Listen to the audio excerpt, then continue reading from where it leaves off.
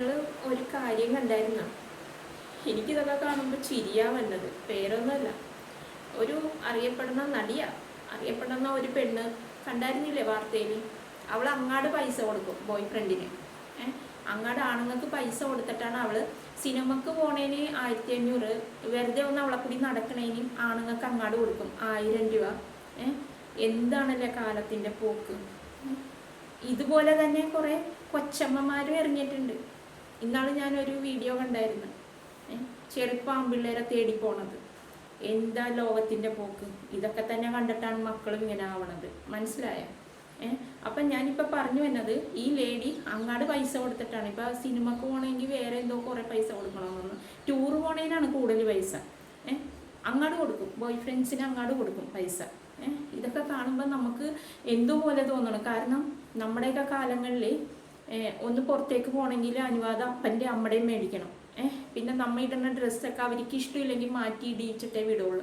ഇന്നിപ്പോൾ നിങ്ങൾ അമ്മമാർ ശ്രദ്ധിച്ചിട്ടുണ്ടോ? മക്കൾക്ക് മുകളിലും തുണി ഉണ്ടാവില്ല, അടിയിലും വേണ്ടപ്പെട്ട സ്ഥലത്ത് മാത്രം കുറച്ച് തുണി ഉണ്ടാവും.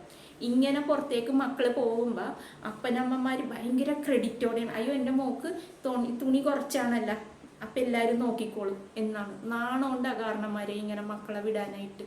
നാണമുണ്ടാ നിങ്ങൾക്ക്? ആ മക്കളെ കെട്ടിച്ച് വിടുമ്പോഴും ആ വീട്ടിൽ ചെന്നിട്ടും ദുരിതമാണ്, മനസ്സിലായ?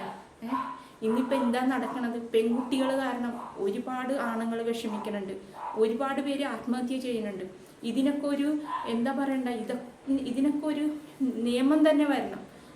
പെണ്ണുങ്ങൾക്ക് കുറേ ആനുകൂല്യങ്ങൾ കൊടുത്തത് കൊണ്ടാണ് ഇങ്ങനെയൊക്കെ സംഭവിച്ചത്.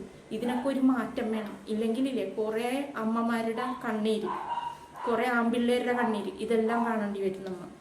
കുറേ പേര് ആത്മഹത്യ ചെയ്യുന്നുണ്ട് ഇങ്ങനത്തെ പെണ്ണുങ്ങൾ കാരണം, മനസ്സിലായ? ഇത്ര വൃത്തികെട്ട പെണ്ണുങ്ങൾ എന്തെന്ന് പറയാനാണ്? ലോകത്തിൻ്റെ ഒരു പോക്ക് നോക്കി. ഇതൊക്കെ വലിയ ക്രെഡിറ്റ് ആയിട്ട് കാണരുത്.